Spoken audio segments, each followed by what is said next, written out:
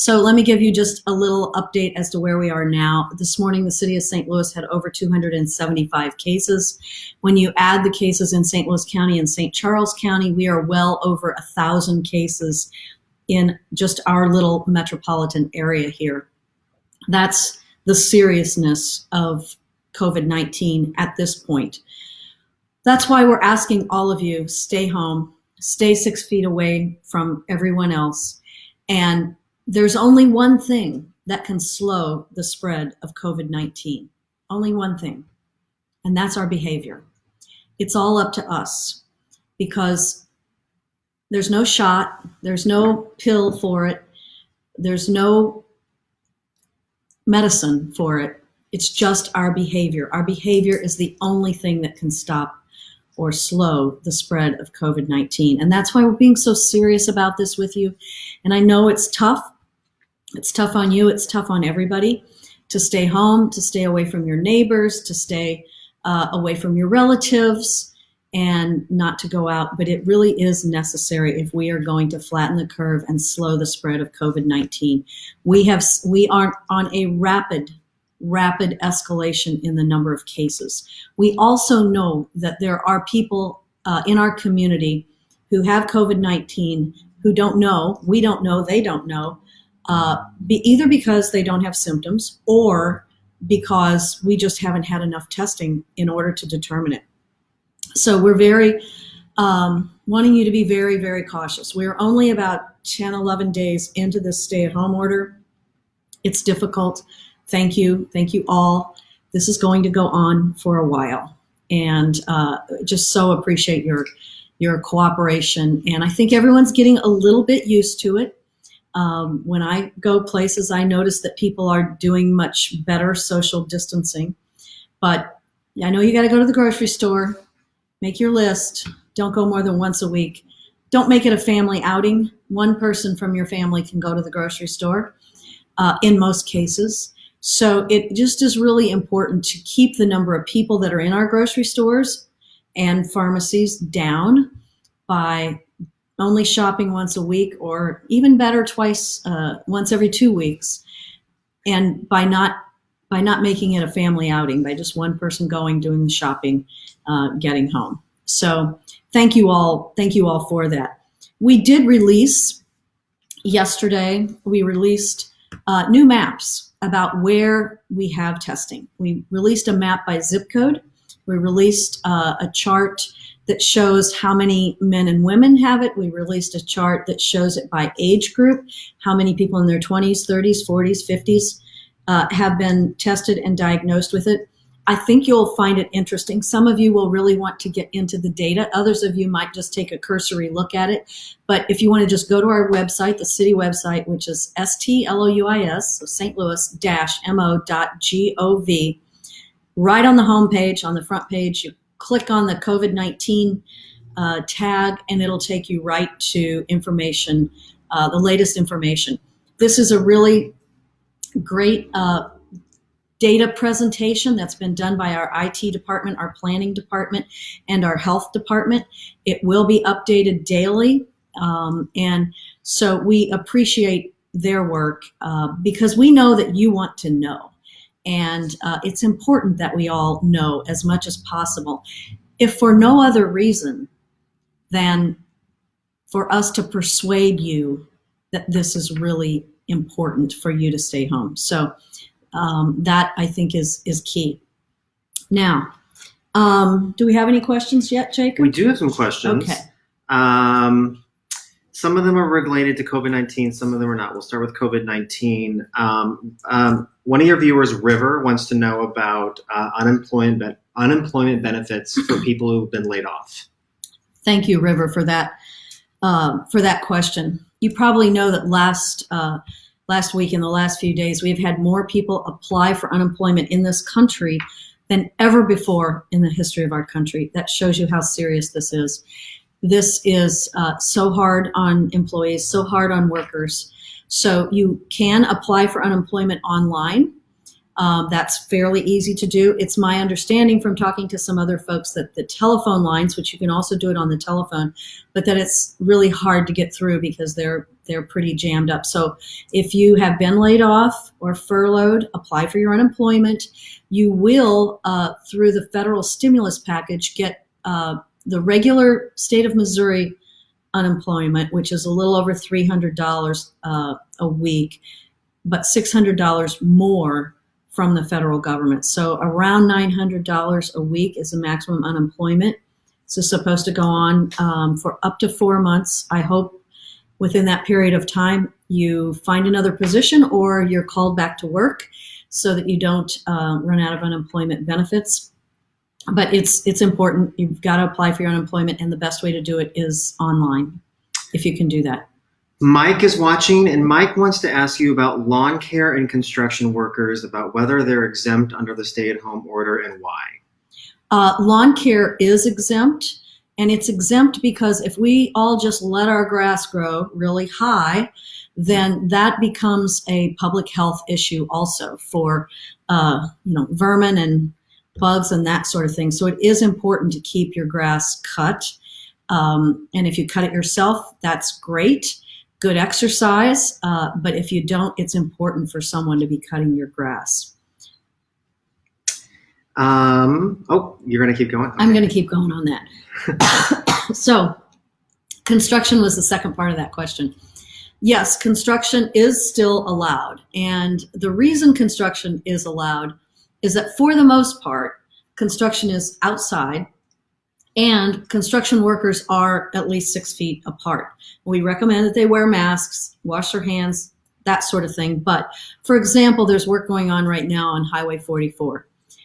They are far apart and there is not a reason that would have to stop. There's work going on the NGA site. They are far apart. They are primarily in heavy equipment, doing dirt work. That is going to continue to go on. So construction is an exempt business, or an exempt activity, I should say, during the stay-at-home order. And that's true around the United States. Cheryl is watching, and Cheryl is asking if the city of St. Louis has enough beds in the hospitals and enough supplies, including ventilators. So that's a really good question, Cheryl.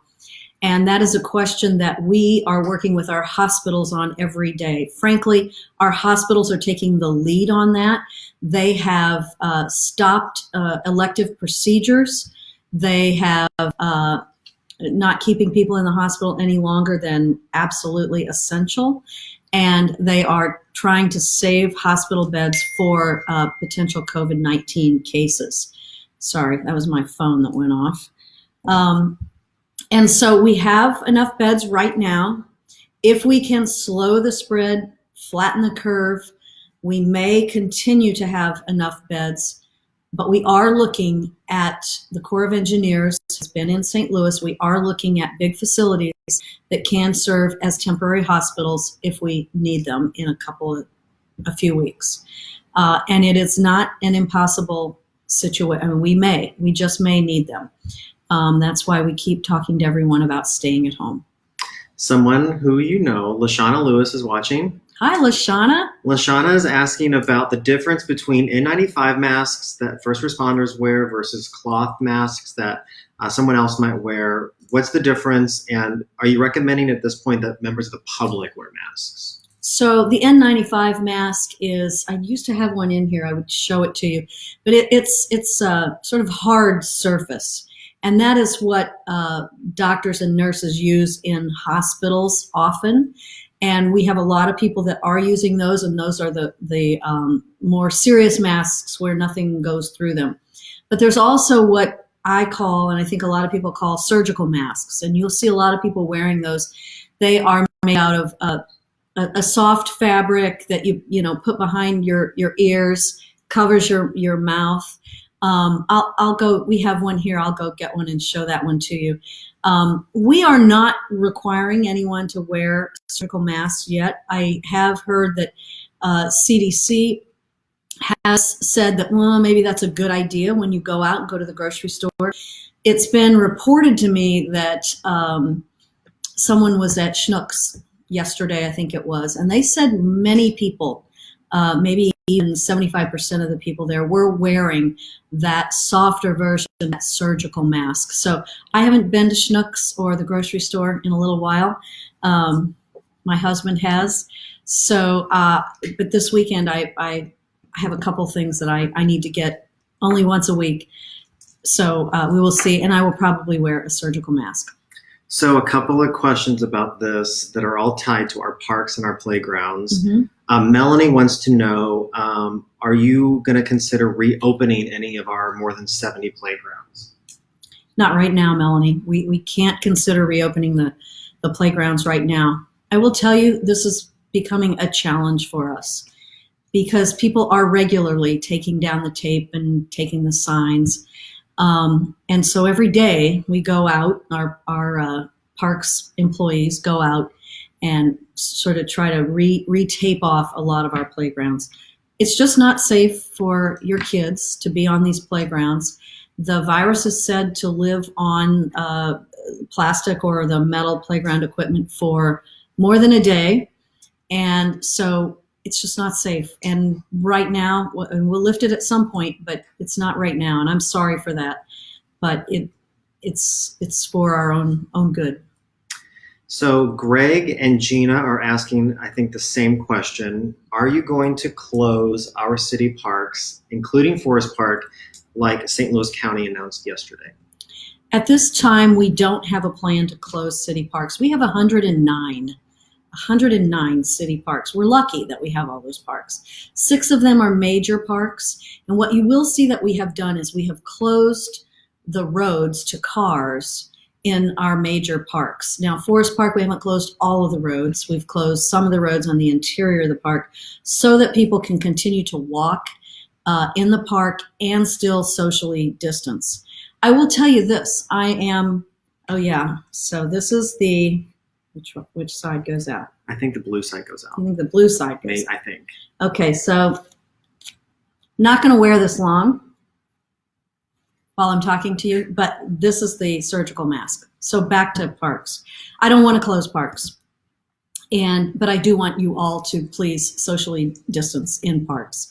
And I am a little concerned that since St. Louis County has closed its parks, that we will see an influx of people into city parks. And I understand that, but we have to socially distance if we're going to have the privilege of keeping our parks open. How are we enforcing, a follow-up from someone, how are we enforcing the crowd sizes at the parks and making sure that people actually do listen to that? So good question about how do we enforce that. We're trying to get all of you to help us enforce that because, of course, police and park rangers can't be everywhere, not at all. So we've got to get you to step back. If you're on the walking path or the running path and someone is coming the other direction, to step off of the path. We've got to get you to take charge of that because we can't be everywhere. In fact, we can't be most places. And so we've got to rely on the public to do this. And that's why it's so important that we persuade you that this is so serious. Senator Nasheed is watching. Hello, Senator. She wants to know how long after you're symptom-free would you recommend that someone remain in isolation? So I will let Dr. Eccles answer that, and he's not on this Facebook Live. But once you're diagnosed with COVID-19, before you can go back to work or go outside or go to the store, you have to be cleared by your doctor. So I don't know how long that takes. It's my understanding that generally would take a couple of weeks, but it's your doctor who makes that call. Jordan is watching, and she wants to know, what is the city doing about businesses that are violating the emergency public health order and are still operating even though they're not essential? Jordan, we are issuing them citations, and you need to let us know what the business is, what the address is, and we will, we'll either send someone there to visit with them or we'll mail them a citation. That's not something that we want to do, but we've done it in several cases already, and it's necessary for us to do that. So let us know. We need some specifics. On a follow-up to that, Venton Blandon from KMOV is watching and has asked about the video of a packed Chipotle on South Grand and how the city might be addressing situations just like that. Thank you, Venton, for that question. Someone showed me that video this morning. And our health department, we have sent it to our health department, and we do expect to send them a notice. A couple of questions about a more restrictive lockdown. Do you anticipate issuing a curfew or just a citywide stay-at-home lockdown? So we already have the stay-at-home order, which I just want to say again, this is not a suggestion. This is not a recommendation. This is an order. Stay at home. Curfew, I don't think a curfew actually helps us, because whether it's 10 in the morning or 10 at night, you should be at home. And some people may go to the grocery store at 10 at night if they're open. That's fine. I bet it's not as crowded at 10 at night as it is at 10 in the morning. So I don't think a curfew helps in this case, because it's not about time of day. It's all day, 24/7. A couple of people are asking about the cancellation of the VIP fair and all of the 4th of July festivities. Mm-hmm. That's in July. It's just now April. How long do we anticipate this being an issue for the city? So we don't know how long it will be an issue, but it's likely that it will be another month or maybe more. But the VP Fair, I talked with the organizers yesterday, and that takes a long time for them to plan that. It also takes a lot of sponsorships for them to plan that, because it's a free fair and they have a lot of sponsors. So they would be working really hard on organizing that right now. July the 4th is what, April, May, June, July. So it's about 4 months away. And so they decided yesterday, I think, or maybe it was the day before, that they would postpone it, cancel it, or it won't be a 4th of July, obviously, but they hope that they can do some celebration, parade, festival at some point in the fall, but we just don't know yet.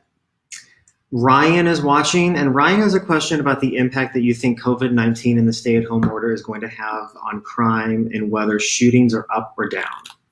So Ryan, right now, our violent crimes are running just about where they were last year on this date.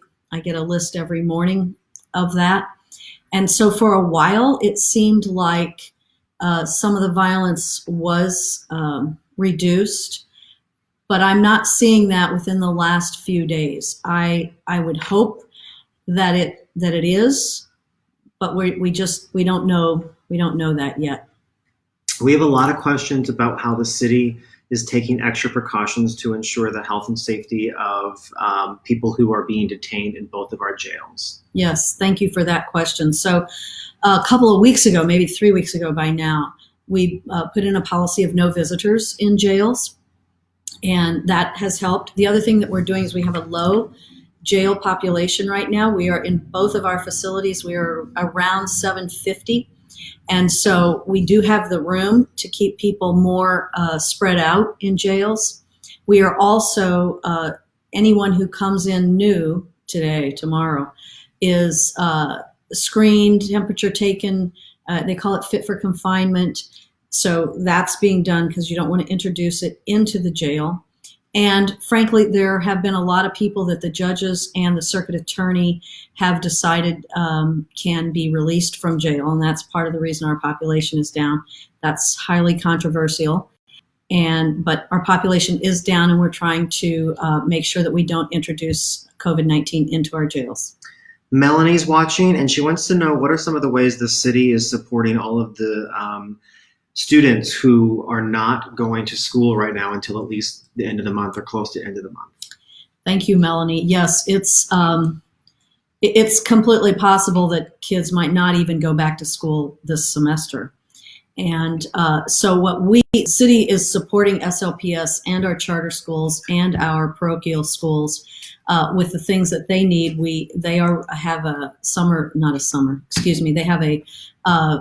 grab and go breakfast and lunch bag. You know that. I think I've talked about that before, so that kids who need food and kids who need meals, anybody 18 and under, can go to one of the 35 sites that are open every day from 8 to noon to get that grab and go bag. The other thing that we're doing is we have been trying to help SLPS find a vendor for not laptops, but what do you call them? Tablets? Tablets, thank you, tablets. I was like, my phone, laptop, tablets.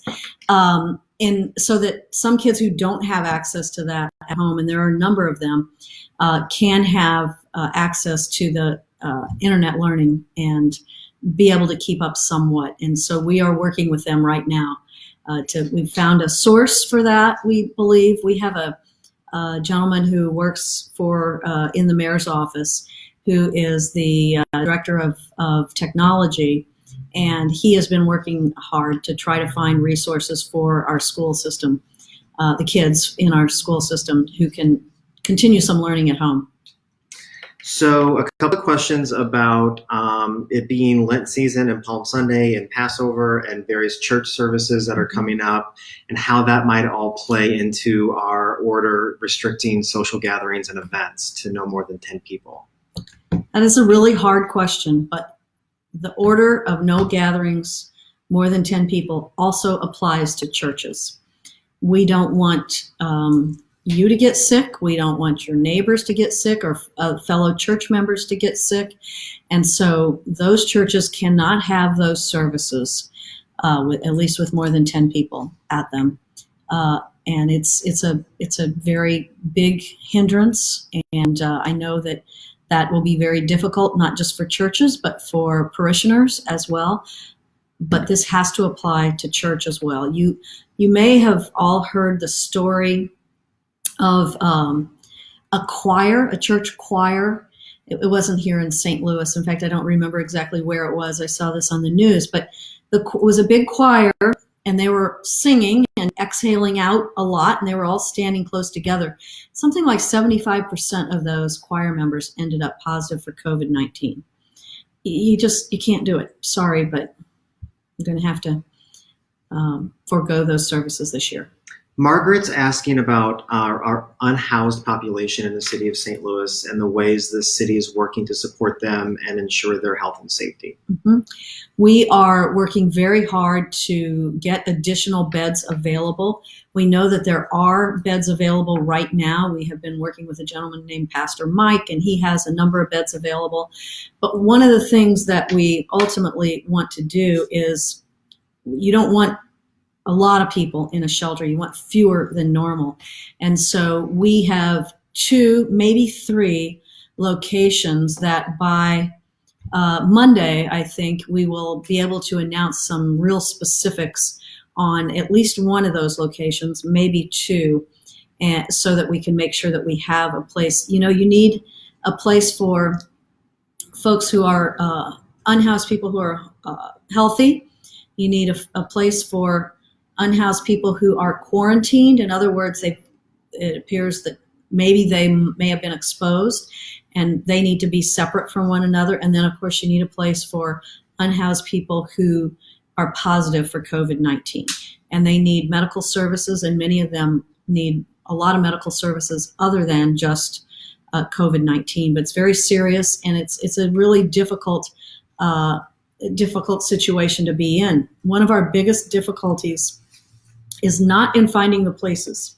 We have found several places that were very acceptable. Our difficulty is in finding someone to operate those locations.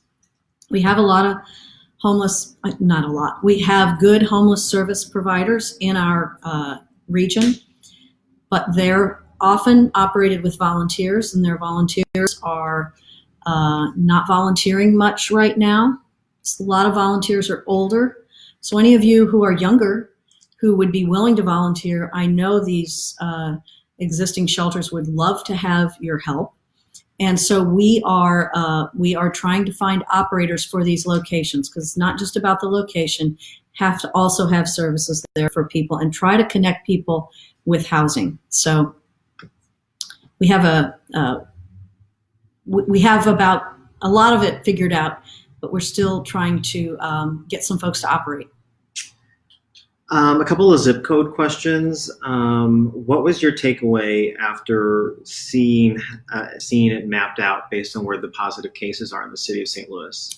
So there are a number of positive cases north of Del Mar. There are also a lot of positive cases in southeast St. Louis. When I say a lot, I mean a zip code that might have 15, maybe in one case there's even 20, 22. And so I think that what you're seeing here is that our most vulnerable people are also most vulnerable to COVID-19. And so that's something that we know that our health system is not equitable.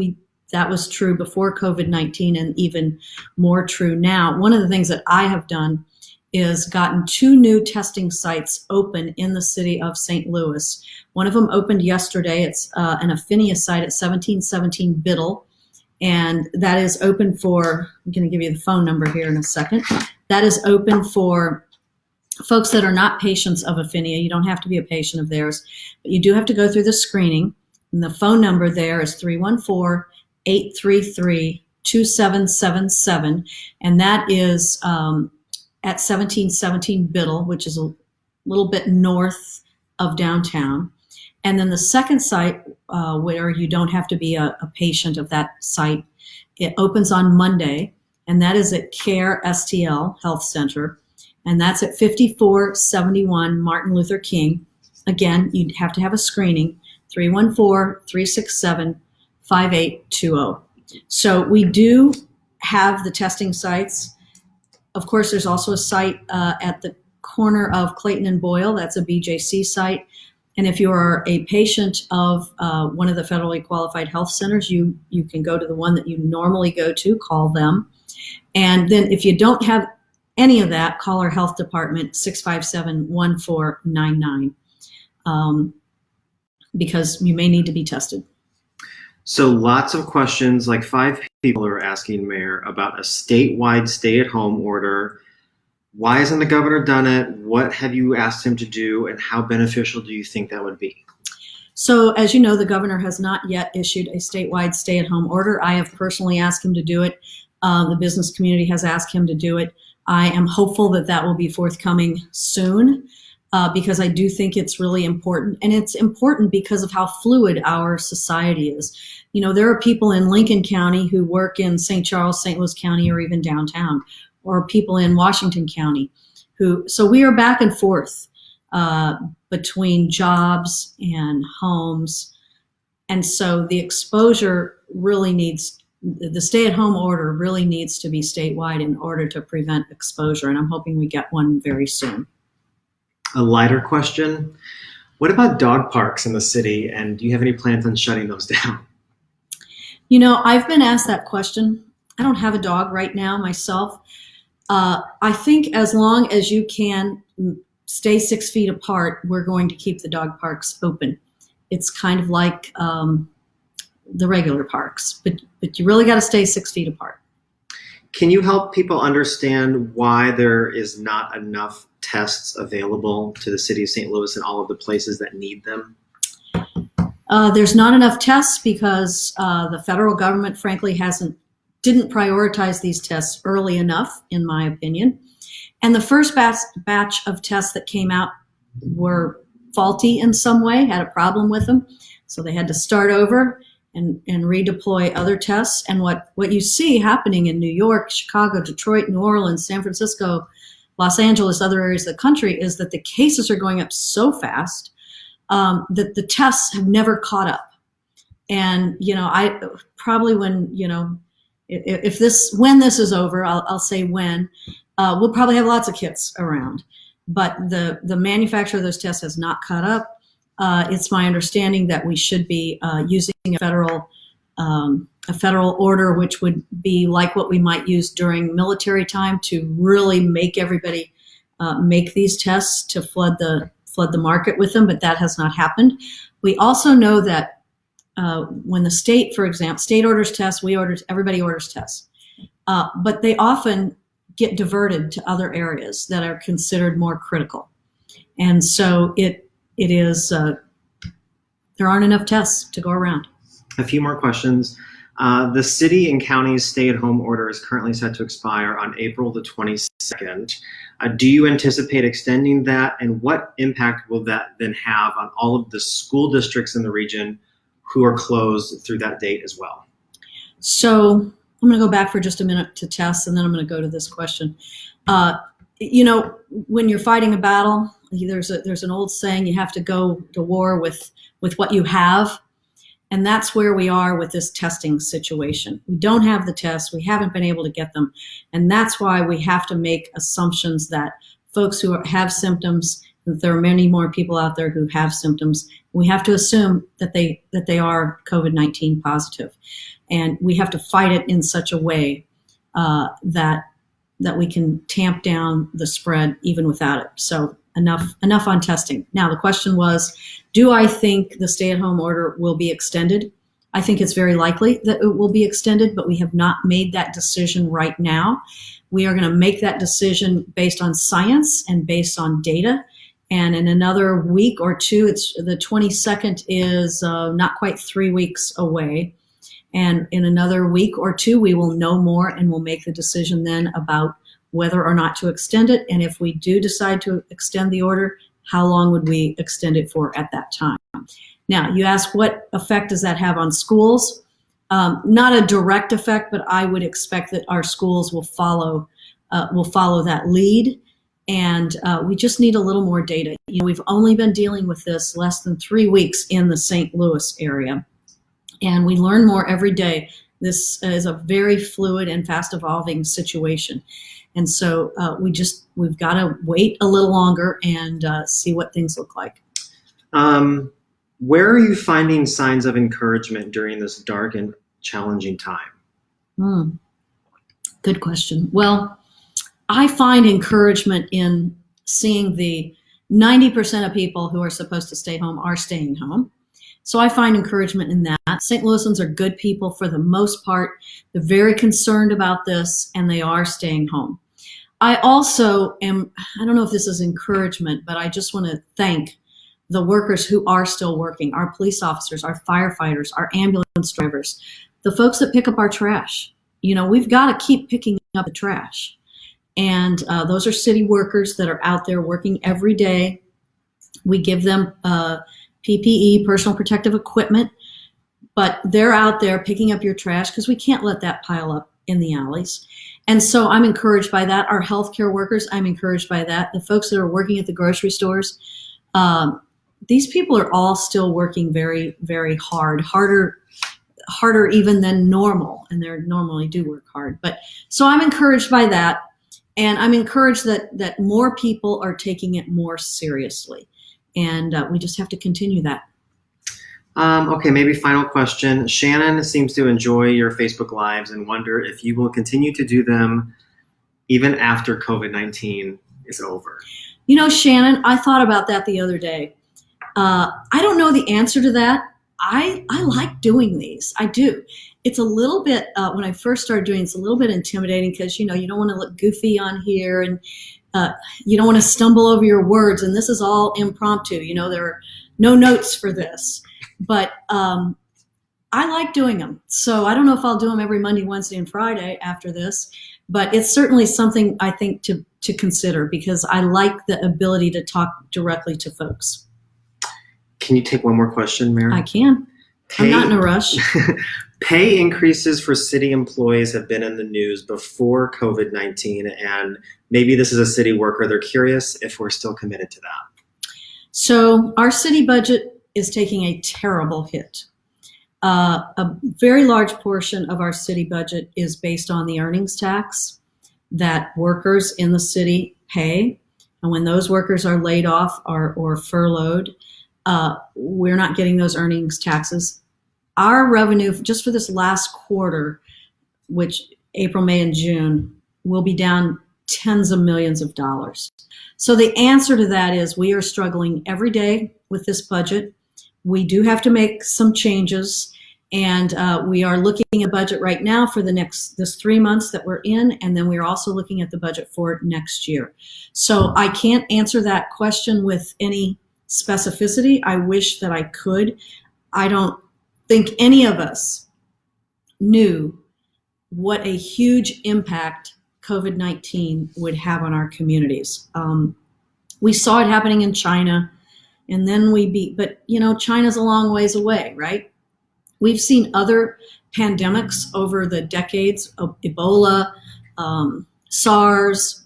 We've seen other things, but it didn't hit the U.S. in any major way. And so this is like something none of us have ever been through before. I said to someone the other day, I said, I have learned a tremendous amount in the last month or so. And it's not something I ever thought that we would all be going through together. But I'm glad that we are going through it together. And to answer your question, I don't know. Okay. Thank you all. Come back Monday.